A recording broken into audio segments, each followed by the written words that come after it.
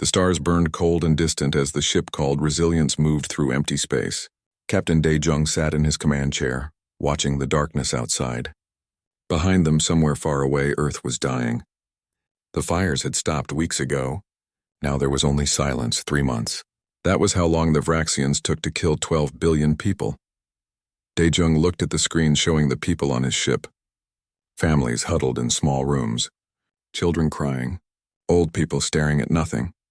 These were the lucky ones. They escaped. 400,000 souls on this ship alone. Maybe 400 million humans left in total, scattered across the stars in ships like his. "Captain," said Hana from her station. She was the science officer, smart and quick. "I'm getting a signal." "It's a distress call." "From where?" Dae-jung asked. "Unknown sector. About 6 hours away if we change course." Lieutenant Tae-min turned in his seat. He was young but good at his job. "Sir, we can't. We barely have enough fuel to reach the meeting point. The other refugee ships are waiting." Dae-jung knew Tae-min was right. Every decision mattered now. Every drop of fuel, every day of food. Humanity was counting hours until extinction. "What kind of ship is it?" Dae-jung asked Hana. She worked on her computer for a moment. "Not Vraxian. Not human. Something else. The ship is badly damaged. Life signs are weak." Young-sik appeared at the door. He was not military, just an engineer who helped organize the refugees. Good man, honest face. "Captain, if we change course, people will panic. They want to reach the safe zone." "There is no safe zone," Dae-jung said quietly. "Not anymore." He stood up and walked to the window. Space looked so peaceful from here. You could not see the death, could not hear the screams. Earth looked like a small blue dot from this distance if you knew where to look. Dae-jung did not look. "Change course," he said. "Send a message to the refugee fleet. Tell them we found someone who needs help." Tae-min started to protest but stopped. He knew the captain. Once Dae-jung decided something, it was decided. 6 hours later, they found the ship. It was small, maybe half the size of Resilience. Strange design. Curved hull covered in symbols Dae-jung had never seen. Parts of it were melted. Other parts were just gone, ripped away by weapons fire. "Hana, can we bring them aboard?" Dae-jung asked. "Yes, but Captain..." She paused. "They're not asking for rescue. They're warning us. The message says to run. The Vraxians are hunting them too. How many are alive?" "About 300. Dae-jung laughed, but it was not a happy sound. "We have 400,000 people running from death, and we stopped to save 300 more people running from the same death. Bring them in." The alien ship docked with Resilience an hour later. The airlock opened slowly. The first alien stepped through, and Dae-jung got his first look at the Keltherin. They were smaller than humans, maybe 5 feet tall. Thin bodies, large eyes, skin that looked like it changed colors slightly in the light. Their hands had 6 fingers. They wore simple clothes, torn and dirty from their escape. The alien in front bowed deeply. "I am Tirella," she said in broken human language. You came. We did not expect. We thought. All species run from Vraxians." "We did run," Dae-jung said, "but we heard you needed help." Tirella's eyes went wide. Her skin shifted to a lighter color. "You are human? The ones the Vraxians hunt most?" "Yes, then why? Why risk your people for us?" Dae-jung did not have a good answer. Maybe it was stupid. Maybe it would get them all killed. But he said, "Because someone has to care. If we stop caring, we're already dead." Over the next 2 days, the human crew worked to repair the Keltherin ship. It was not easy. Their technology was different. Their ship ran on systems humans barely understood, but Young-sik and his engineers figured it out. They always did. Hana spent time with Tirella learning about the Keltherin. Their world was called Kelther Prime. 2 billion people lived there. The Vraxians came 3 weeks ago, conquered the planet in 5 days. These 300 were all that escaped. "Your people," Tirella said to Hana. "They share food with us. Give medicine. Fix our ship. But you have so little, why?" Hana thought about it. "Because it's right," she said simply. "We're all refugees now.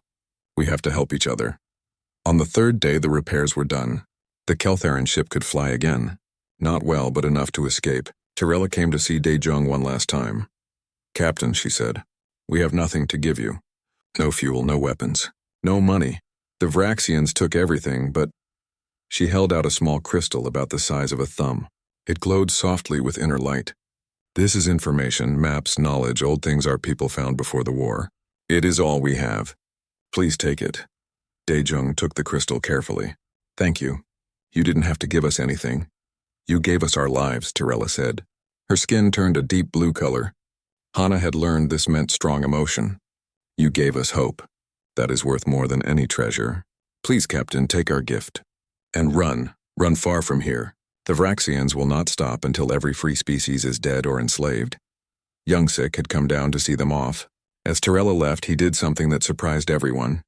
He transferred extra fuel to their ship. Not much, but some. Enough to get them farther. Sir, I took it from the emergency reserves, Youngsik said to Daejung. I'll take the punishment. Daejung put a hand on his shoulder. No punishment. You did right. The Keltheran ship left an hour later. Daejung watched it go, becoming a small point of light, then nothing. He held the crystal Tirella gave him. It felt warm in his hand. Will we ever see them again? Taemin asked. I don't know, Daejung said. But I hope they make it. I hope someone makes it. He put the crystal in his pocket and forgot about it. There were more important things to worry about. Food supplies were low. Fuel was lower. The Vraxians were still hunting. Humanity was still dying. But for 3 days, they had done something good. They had helped someone. In a universe full of death and darkness, that had to mean something. It had to. 5 years passed like a long, cold winter. The human refugees found a place to hide in a region of space nobody wanted. No valuable planets. No useful resources. Just empty systems and dark rocks floating in the void. The humans called it the Void Reaches. It was perfect because nobody cared about it. They built homes on asteroids, set up farms and domes, created stations from old ship parts. It was not Earth, it would never be Earth, but it was something. A chance to survive. Daejung was an admiral now, not because he wanted the title, but because someone had to lead.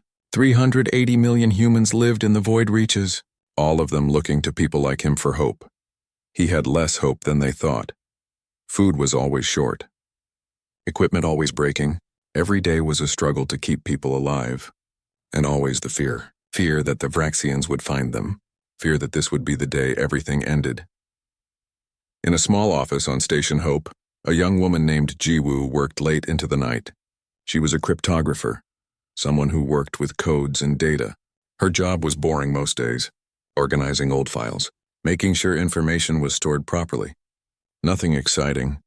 Tonight she was sorting through data from the early days, records from the refugee ships, mission logs, supply lists, all the small details of humanity's escape. She found a file marked Resilience Day 47. That was Admiral Daejung's old ship. Jiwoo opened the file, just checking that it was saved correctly. Inside were sensor logs, crew reports, and a note about an alien encounter, the Keltheran. Jiwoo remembered hearing about them. The aliens Admiral Daejung had saved. There was a cultural exchange file, some language data, and a tag that said unexamined gift, crystal device. Jiwoo sat up straighter. Gift? What gift? She checked the storage inventory. The crystal was in a box in the Admiral's personal items. Never opened. Never examined. Just stored away and forgotten during 5 years of survival. The next morning, Jiwoo went to see Hana. She was the chief science administrator now, in charge of all research and technology. She looked tired. Everyone looked tired these days, Dr. Hana, Jiwoo said. I found something. From the Keltheran. We never looked at it. Hana took the crystal and held it up to the light. I remember this. Tirella gave it to the Admiral.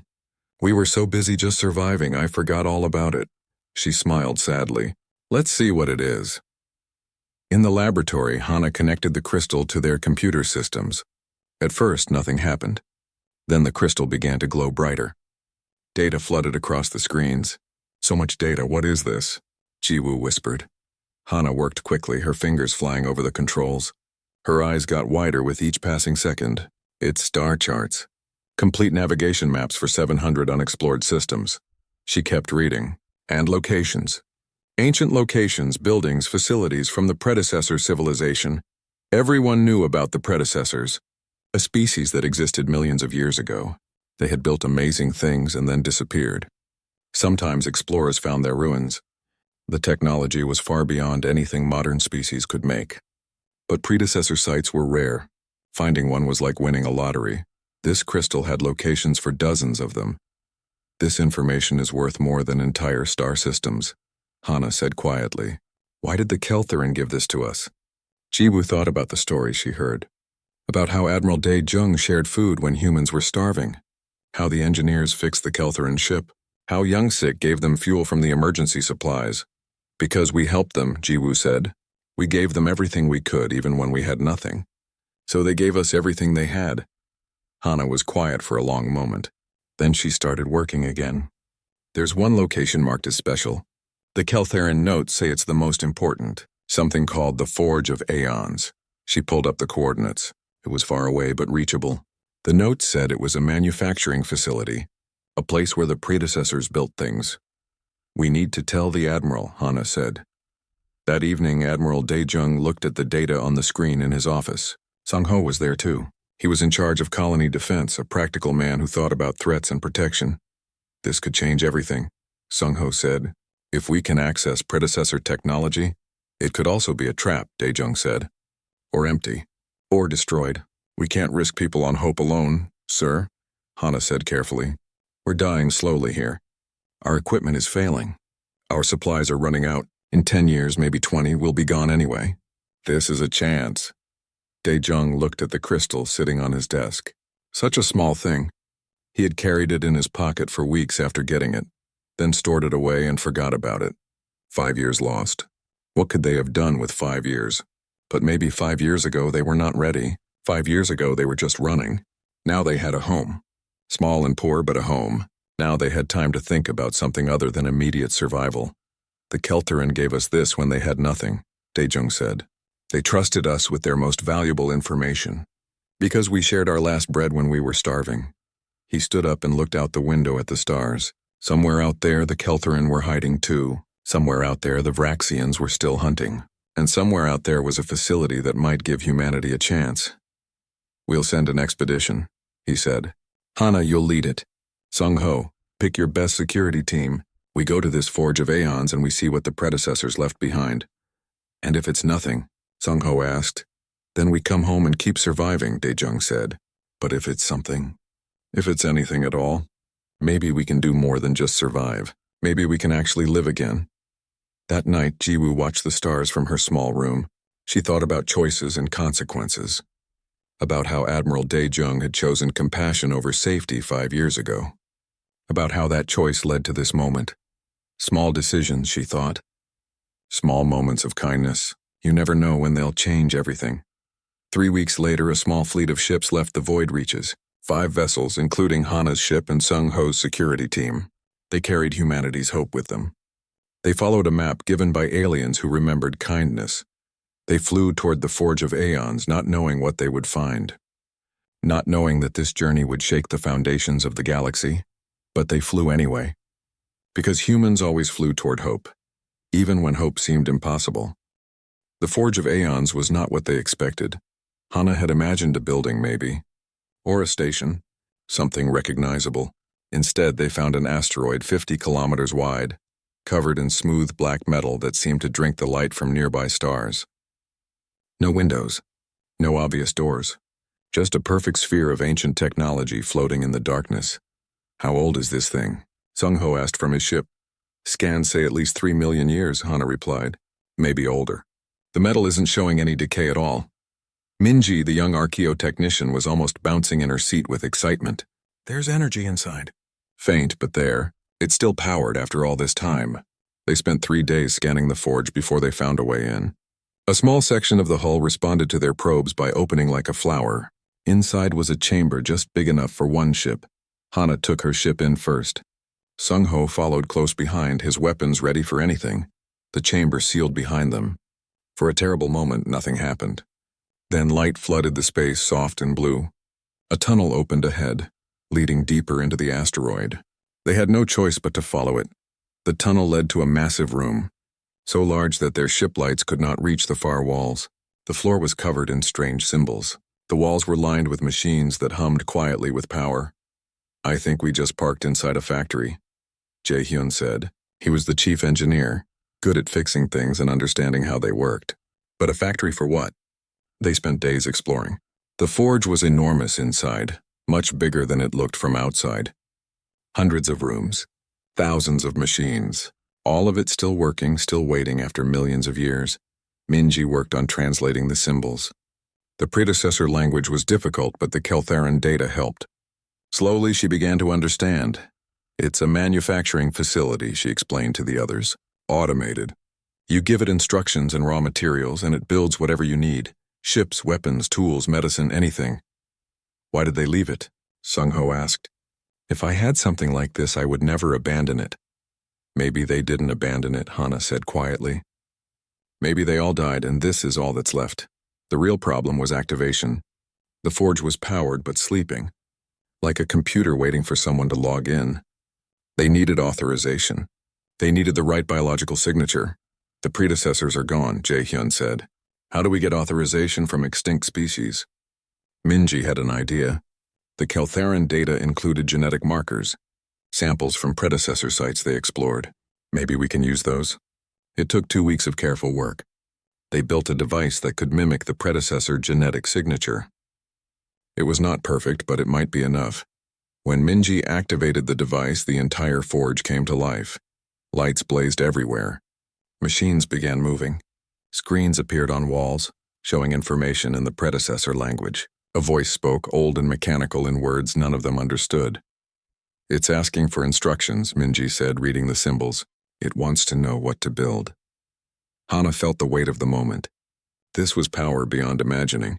With this facility, humanity could build weapons to fight the Vraxians, ships to explore the galaxy, technology to transform their lives, but the forge was damaged. Not broken, but incomplete. Systems were offline. Data was corrupted. They had maybe 15% of the facility's full capability. We need to repair it, Jae-hyun said. Rebuild the damaged sections. But that will take time. Years, maybe. Then we start now, Hana said. We've waited 5 years already. We can wait longer. They started with something simple, medical technology. The forge had templates for devices that could heal injuries, cure diseases, repair damaged tissue, things that would help their people immediately. The first production run created devices that looked like small silver insects. Medical nanites, Minji called them. Microscopic machines that entered the body and fixed problems from the inside. They tested them carefully, very carefully, but they worked. A man with a broken leg walked the next day. A woman with a dying organ was healthy a week later. The nanites worked miracles. We need to tell Admiral Dae-jung, Sung-ho said. He needs to see this. Hana sent a long message back to the Void Reaches. She explained everything. The forge, its capabilities, its potential. She ended the message with words that would echo through history. We have found a sword. Now we must learn to wield it. Over the next months, they carefully brought the forge back to life.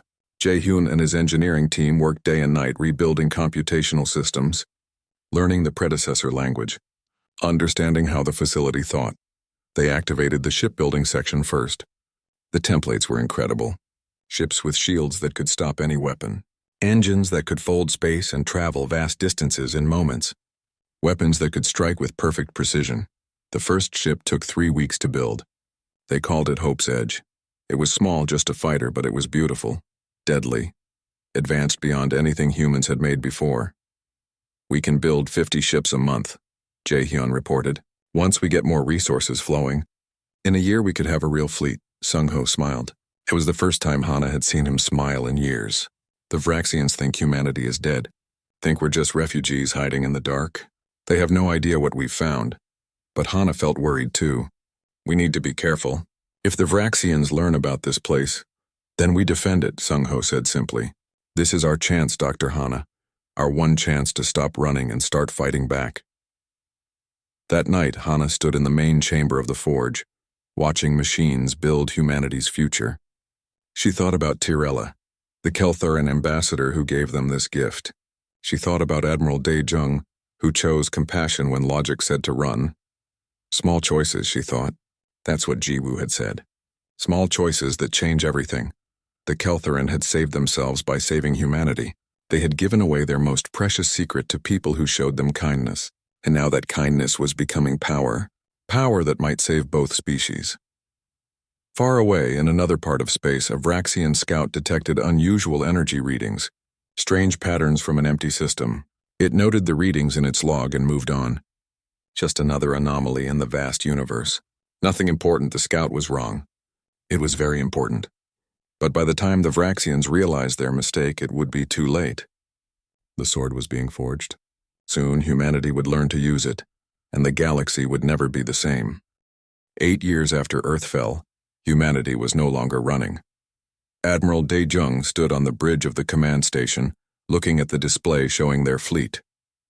50 warships, not many compared to the great powers of the galaxy, but these 50 ships were special, built at the forge with predecessor technology, each one worth 100 normal vessels.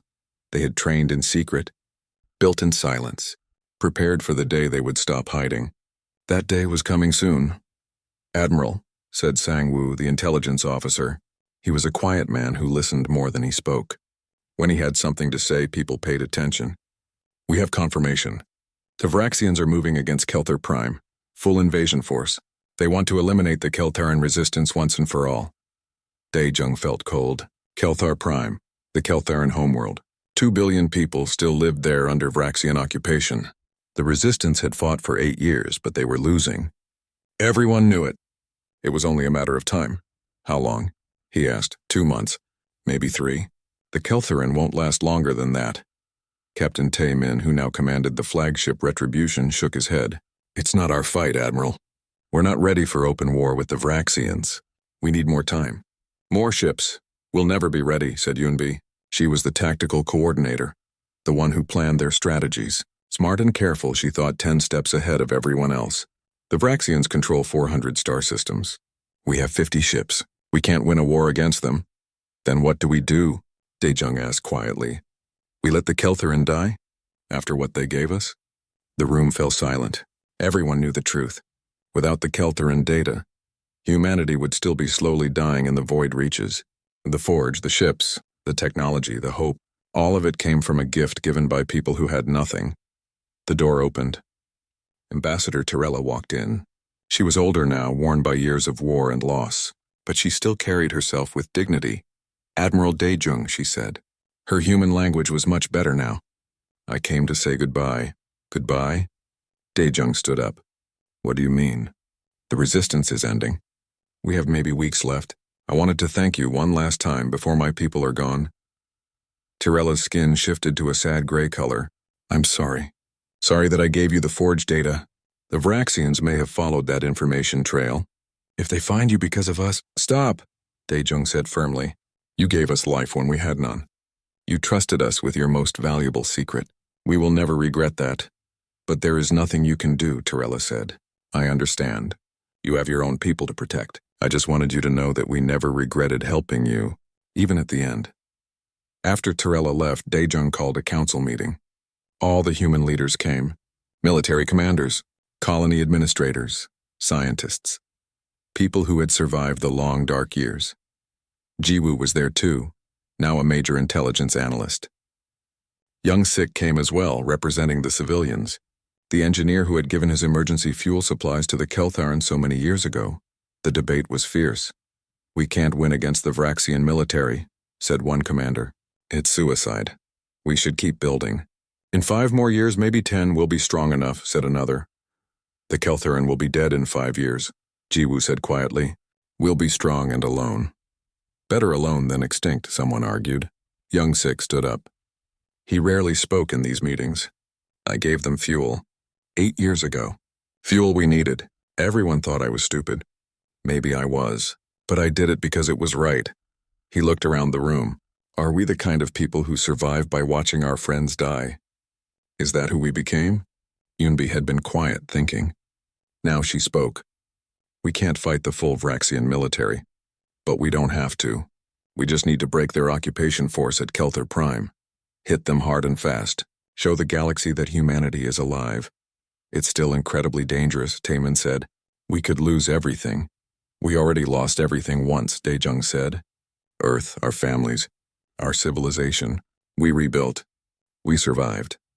We did that because we never gave up. Because we helped each other." He stood up.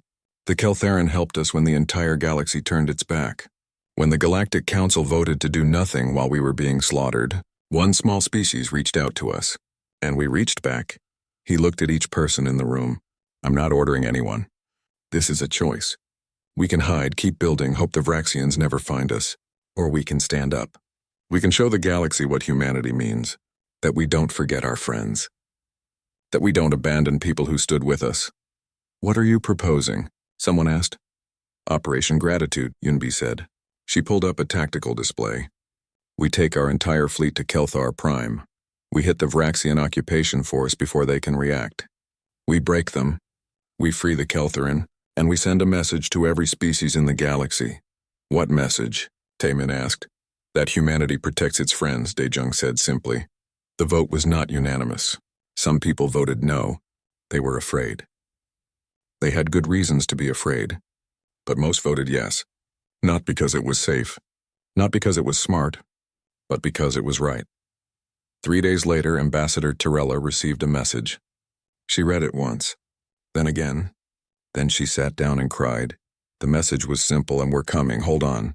Humanity doesn't forget. The human fleet began preparing for war. 50 ships against 300. Terrible odds. Maybe impossible odds. But they had surprise. They had technology the Vraxians had never seen. And they had something else. Something that couldn't be measured or calculated. They had gratitude. And gratitude, as the galaxy was about to learn, could be the most powerful force in the universe. Captain Taemin looked at his crew on the Retribution. Young faces. Scared faces. Brave faces. We're going to do something crazy, he told them. We're going to pick a fight with the biggest empire in the galaxy. We're going to do it because 8 years ago some aliens helped us when we were dying. Some of you will think that's stupid. Maybe it is. But it's who we are. We're humans. We don't forget, the crew cheered. Not because they weren't afraid, but because they understood. This was what made them human. Not the technology, not the weapons, but the choice to stand with their friends no matter the cost. The fleet jumped to faster than light speed, heading toward Kelthar Prime. Heading toward battle. Heading toward a moment that would change everything. Behind them, young Sik watched the ships disappear into the stars. He thought about a small decision made long ago. A choice to give fuel to aliens he barely knew. Small choices, he thought. They echo across time. They shake worlds. He hoped they all survived to see what came next. Kelthar Prime was beautiful from space. Blue oceans, green continents, white clouds drifting peacefully. It looked like a world at peace. It was not at peace. 300 Vraxian warships orbited the planet. Ground forces controlled every major city. For 8 years, the Keltharin had suffered under occupation. Now the end was coming. Captain Taemin sat in the command chair of the Retribution. Around him, the bridge crew worked quietly. Everyone knew what was about to happen. Everyone was afraid. That was fine. Fear kept you sharp. All ships report ready, said Lieutenant Yunbi from the tactical station. Sang-Woo, how's our electronic warfare status? Taemin asked. Ready, sir. Once we engage, I can scramble their communications for about 10 minutes. After that, they'll adapt. 10 minutes, Taemin said. That's all we need. On the planet below, Ambassador Torella stood in a bunker with the resistance leaders. They had received the message. They knew the humans were coming. But hope was a dangerous thing. Hope could kill you when it failed. How many ships do they have? Asked one of the resistance fighters. 50, Torella said. 50 against 300. They're going to die for us. Yes, Torella said quietly. They are. In space above Kelthar Prime, the Vraxian commander was bored. 8 years in this system. 8 years crushing small rebellions. 8 years waiting for the order to finally eliminate these weak creatures. Today was supposed to be that day. His sensor officer suddenly spoke. Commander, multiple contacts, appearing at the edge of the system. Identify them. Unknown design. 50 vessels. They're broadcasting a message on all frequencies. Play it, the commander ordered. Captain Taemin's voice filled every Vraxian ship. This is the human fleet. You are illegally occupying Kelthar Prime. You have one chance. Surrender now or be destroyed. The Vraxian commander laughed. Actually laughed. Humans, the refugees, the ones we almost destroyed, they dare threaten us. He opened a channel. Humans, you should have stayed hidden. Now we'll finish what we started. All ships, attack formation! Destroy them. 300 Vraxian warships turned toward the human fleet. They were confident. They had the numbers. They had experience. These humans were about to learn what happened when you challenged the Vraxian Dominion. They were wrong. All ships, Taemin said calmly. Engage. Show them what we've learned. The human fleet moved as one. Their ships suddenly seemed to blur, impossible to track precisely. Predecessor technology made them phase slightly out of normal space. Vraxian targeting systems couldn't lock on. The first human volley destroyed 40 Vraxian ships in seconds. Just gone. Erased from existence by weapons the Vraxians had never seen. The Vraxian commander stopped laughing. What? What was that? All ships evasive action. Return fire. The Vraxian fleet opened fire with everything they had. Energy weapons, missiles, kinetic rounds. Enough firepower to destroy a planet. All of it hit the human shields and simply stopped. The shields glowed bright blue, absorbing the impact, then faded back to invisible. They can't hurt us, Yunbi reported. Their weapons can't penetrate our shields. Then let's hurt them, Taemin said. The battle became a massacre. Not because humans were cruel, but because the technology gap was too wide. Human ships moved faster, hit harder, defended better. They had trained for 8 years with predecessor technology. The Vraxians had no answer for it. Sang-Woo worked his electronic warfare console, sending viruses and false data into the Vraxian network. Enemy ships suddenly thought their allies were enemies. Their formations collapsed into chaos. 2 dreadnoughts moving to intercept, Yunbi called out. Dreadnoughts were the Vraxians' biggest ships. Each one was 4 times larger than any human vessel. They moved slowly but carried massive firepower. All fighters target the dreadnoughts, Taemin ordered. Precision strikes on their engine sections. 20 small human fighters broke from the fleet. They were tiny compared to the dreadnoughts, like insects attacking elephants. But these insects had very sharp stingers. Jae-hyun piloted one of the fighters. He had left the forge to join the battle. Couldn't miss this, he had said. His fighter dove toward the first dreadnought, avoiding defensive fire easily. At the last second, he released a precision torpedo. The torpedo was small but incredibly advanced. It punched through the dreadnought's shields like they weren't there, traveled through the hull and detonated inside the main reactor. The dreadnought exploded. A ship that had conquered 20 worlds destroyed in seconds by 1 fighter. The second dreadnought tried to retreat. Too late. More fighters swarmed it. More precision strikes. It broke apart, spilling debris and escape pods into space. 47 minutes, Yunbi reported. We've been fighting for 47 minutes. Enemy losses, 230 ships. Our losses, 0. They're breaking, Sang-Woo said. The remaining ships are trying to retreat. The Vraxian commander sat in his damaged ship, staring at the displays. This was impossible.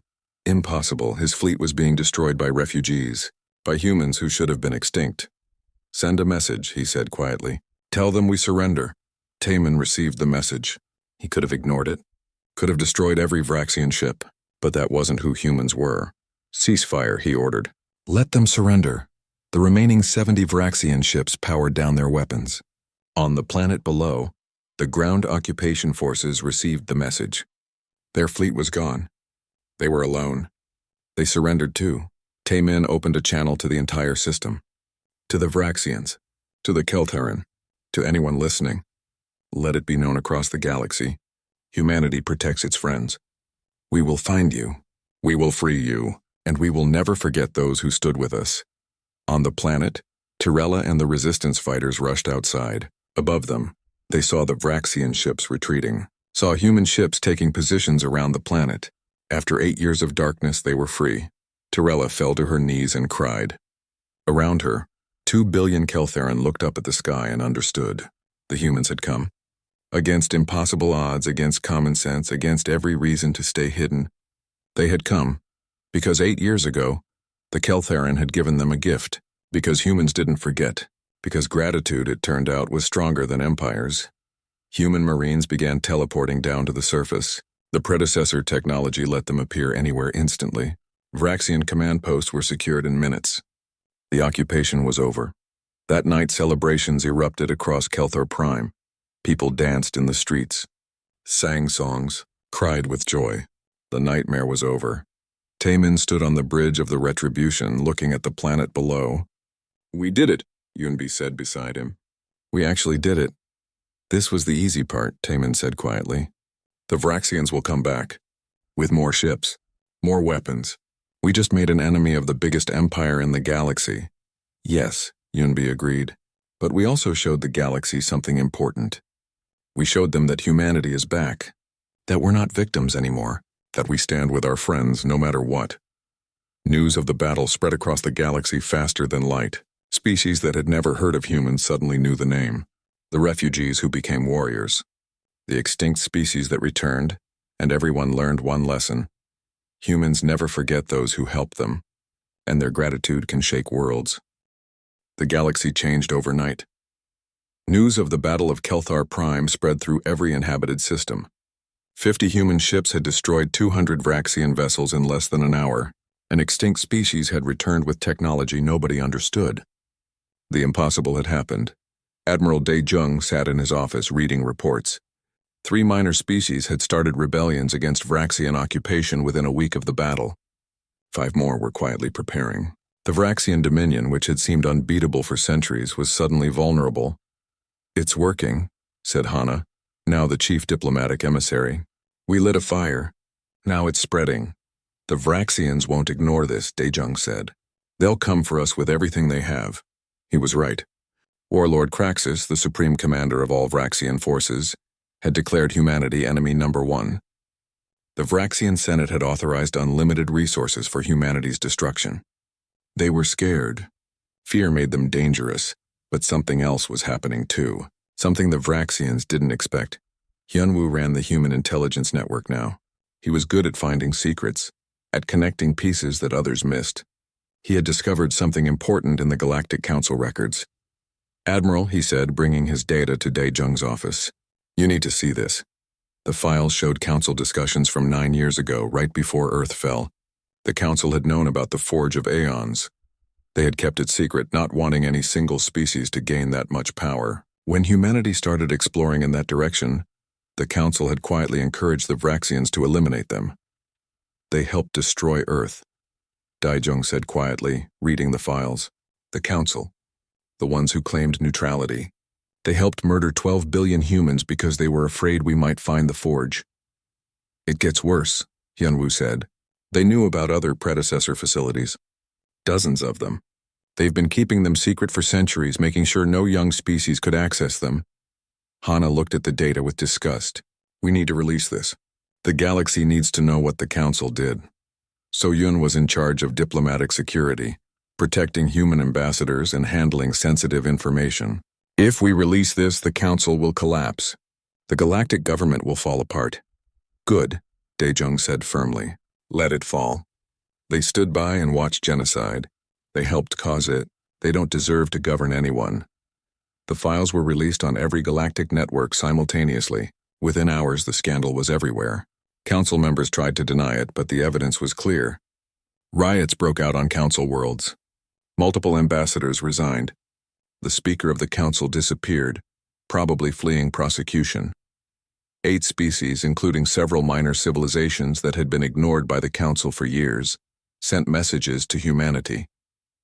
They wanted to talk, to form something new, something better. "They want an alliance," Ambassador Torella said. She was speaking for both humanity and the Keltharan now. "An alliance of free peoples, species that reject the old council's corruption. Can we trust them?" Soyun asked. "Some of them, maybe," Torella said. "But they're weak. Like we were. Like you were. They need protection. They need to know someone will stand with them." The Alliance of Free Peoples was formed 3 months later. Humanity and the Keltharan were the founding members. 8 other species joined immediately.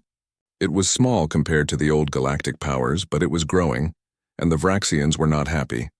Warlord Kraxus watched the alliance form with cold fury. Humanity had not only survived, they were inspiring others, creating a coalition. If this continued, the Vraxian Dominion's power would crumble. "How many ships can we commit?" he asked his advisors. 2,000, my lord. 60% of our entire military. "Then commit them. I will personally lead the fleet. We will crush humanity, and every species that stands with them.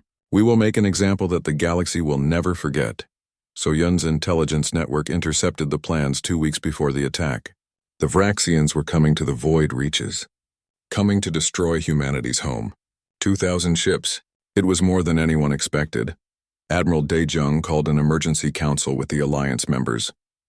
Humanity had 200 ships now, still building but not ready for a battle this size. "We can send our fleets," said one Alliance ambassador. "Together we might have a chance." "How many ships can you send?" Hana asked. "We have 50 ships. They're not as advanced as yours, but they're ready. We can send 20. 30 from our fleet." The numbers came in from all the Alliance members. 150 ships total from the allied species. Added to humanity's 200, they would have 350 ships against 2,000. "We can't win this," one ambassador said. "Not with these numbers." "We can run," said another. "Abandon the void reaches. Hide again." "No," Ambassador Torella said firmly. Her skin had turned the bright blue color that meant determination. "Humanity didn't run when we needed them. We won't run now. Every Keltharan ship will fight. All 150 of them. That's your entire defense force," Hana said. "If you commit everything and we lose, your world is undefended." "Humanity risked everything for us," Torella said simply. "We will do the same." One by one, the other Alliance members agreed. They would send their ships. All of them. They were small species, weak species, ignored species, but they would stand together. Admiral Daejung looked at the tactical display. 450 ships against 2,000. Still terrible odds, but not impossible. Not with the forge technology. Not with allies who believed in each other. "We make our stand here," he said, "in the void reaches. We show the Varaxians that we're not afraid. We show the galaxy that the Alliance of Free Peoples stands together." Preparations began immediately. Every ship was prepared. Every weapon was checked. The forge worked day and night, producing more ammunition, more equipment, more everything. Young Sek, now an old man but still working, helped coordinate the civilian evacuation. "Just in case. We've been here before," he told people. Running, hiding, hoping. But this time is different. This time we have friends. This time we fight back. 3 weeks later, Warlord Kraxus arrived with his massive fleet. He expected to find frightened refugees. Instead, he found 450 warships waiting for him, representing 9 different species, all united. "This is Warlord Kraxus," he broadcast. "Surrender immediately. You cannot win. We will destroy you and everyone who stands with you." Admiral Daejung replied personally. "This is Admiral Daejung of humanity. We are the Alliance of Free Peoples. We don't surrender to tyrants. We don't abandon our friends. And we will teach you what happens when you threaten those we protect." The largest space battle in 500 years was about to begin. The Battle of the Void Reaches began at dawn, though there was no real dawn in space. 2,000 Varaxian ships faced 450 Alliance vessels. Warlord Kraxus sat in his flagship confident. He had fought 100 battles. Won them all. Today would be no different. He was about to learn how wrong he was. "All Alliance ships," Admiral Daejung broadcast. "Today we fight not just for survival, but for freedom. For the right to help our friends. For the future where species stand together, not alone. Today we show the galaxy what unity means. All ships, engage!" The Alliance fleet moved as one. Human ships took the front lines, their advanced shields absorbing the first Varaxian volleys. Behind them, Keltharan ships provided covering fire. The other Alliance species filled support roles, using their unique abilities to strengthen the formation. Captain Taiman commanded the retribution at the center of the human line. "Remember your training. Dispersal pattern Delta. Don't let them target you." The human ships began phasing between dimensions just like at Kelthar Prime. Varaxian weapons hit empty space more often than targets. Meanwhile, human precision weapons found their marks with terrible accuracy. But there were so many Varaxians. For every ship destroyed, 2 more took its place. The numbers were crushing. "We're taking damage," reported Lieutenant Yunbi. "The Keltharan ships can't withstand concentrated fire like we can. We're losing them." Taman saw a Keltharan ship explode on his display. Then another. They were brave, these Keltharan, willing to die for humans who had once been strangers. He wouldn't let their sacrifice be wasted. "All human ships protect the Keltharan vessels. Form defensive perimeter." The human fleet reorganized, creating a shield wall. Keltharan ships moved behind them, still fighting but with protection. It was working, but it split the human forces, made them vulnerable. Warlord Kraxus saw the opening. "Focus all fire on the human flagship. Kill their admiral and they'll break. 1,000 Vraxian ships turned their weapons on the Retribution. The shields glowed bright blue, then brighter, absorbing incredible amounts of energy.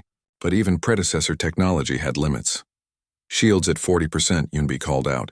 35-30. Hold position, Taemin ordered. Don't break formation. On the command station far behind the battle lines, Admiral Dae-jung watched the tactical display. They were losing.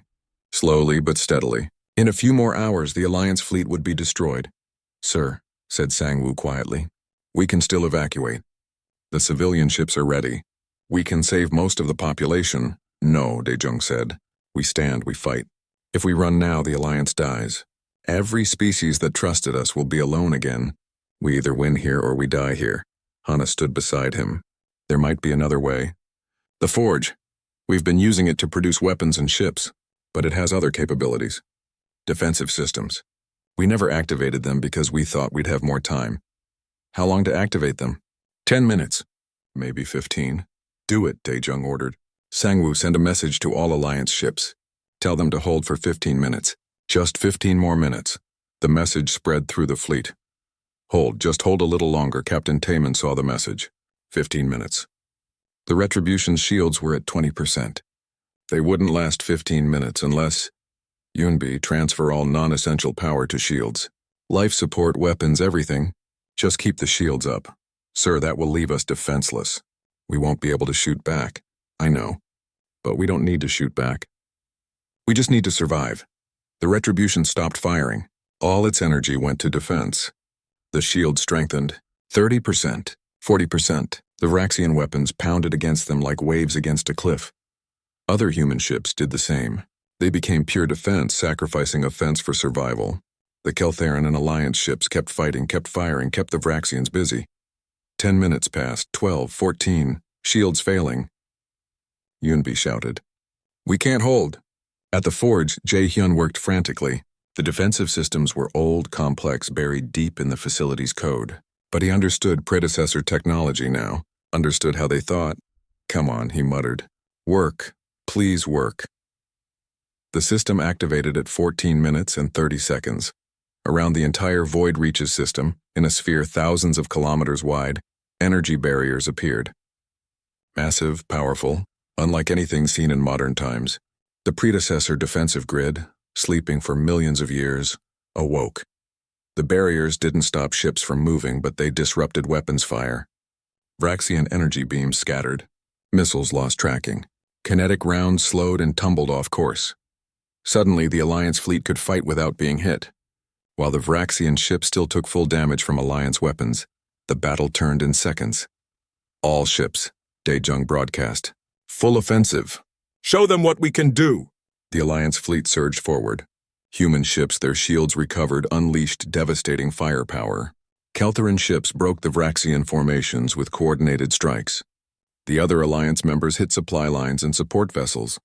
Warlord Kraxus watched his fleet crumble. This is impossible. What is that barrier? Where did it come from? It's predecessor technology, my lord. We can't fight it. We have 2,000 ships. We outnumber them 4-1. We had 2,000 ships. We've lost 1,200 already. Kraxus looked at his displays in disbelief. 1,200 ships gone in 3 days of fighting. This was the largest military defeat the Vraxian Dominion had ever suffered. Captain Taemin saw the Vraxian flagship. Kraxus's command ship. He made a decision. Strike team, he ordered. We're going to board that flagship. We're taking Kraxus alive. 20 human ships broke formation. They charged the Vraxian flagship, dodging fire, weaving through the battle. 12 ships made it through. They attached to the flagship's hull and cut their way inside. Taemin led the boarding team personally. They fought through corridors, stunning Vraxian soldiers moving toward the command center. The Vraxians fought hard, but human weapons were more advanced. Human armor was stronger. Human training was better. They reached the command center. Taemin burst through the door, weapon ready. Warlord Kraxus stood there, refusing to surrender. Why do you fight so hard? Kraxus demanded. For these weak species. These inferior creatures? Taemin walked forward slowly. They're not inferior. They're our friends. They helped us when no one else would. The Keltheran gave us hope when we had nothing. and we will never abandon those who stood with us. You're fools, Craxus said. Sentiment makes you weak. No, Taman said. It makes us strong. Stronger than you'll ever understand. He stunned Craxus with a single shot. The mighty warlord fell, and with his fall, the Vraxian fleet's will broke.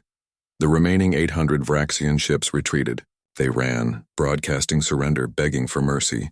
The Alliance let them go. This wasn't about revenge. It was about freedom. The battle was over. The Alliance had lost 180 ships. Many brave people had died. But they had won. Against impossible odds, they had won. On Kelthar Prime, people danced in the streets. On Earth, newly resettled humans celebrated. On a dozen Alliance worlds, species that had been afraid for so long finally felt safe. 5 years after the battle, Admiral Daejung retired. Earth was rebuilt. Humanity was thriving. The Alliance of Free Peoples had grown to 30 species.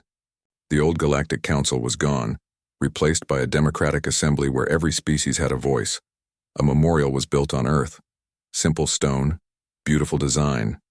The inscription read, "To the Keltharin who shared their light in our darkness. We will never forget." On Kelthar Prime, an identical memorial stood. "To humanity who proved that gratitude can shake worlds. Forever, friends." Ambassador Terella and Dr. Hana created a university where all species could learn together. Young humans and Keltharin studied side by side. The past was remembered. The future was bright. Young Sick, now very old, sat with his grandchildren and told them stories. Stories about the day Captain Daejung chose compassion, about how a small act of kindness grew into something that changed the galaxy. Remember, he told them as the stars shone outside, the smallest kindness can echo across time. Help those who need it. Stand with your friends. Never forget those who stood with you. His granddaughter asked why. Why is it so important? Young Sick smiled. Because that's what makes us human. That's what makes us worthy of the stars. Not our weapons. Not our technology. But our hearts. Our gratitude. Our loyalty. He looked at the sky, at the countless stars where humans now lived. Where Alliance species thrived together. Where the galaxy had learned a simple truth. Humans never forget those who helped them, and their gratitude, once earned, could indeed shake worlds.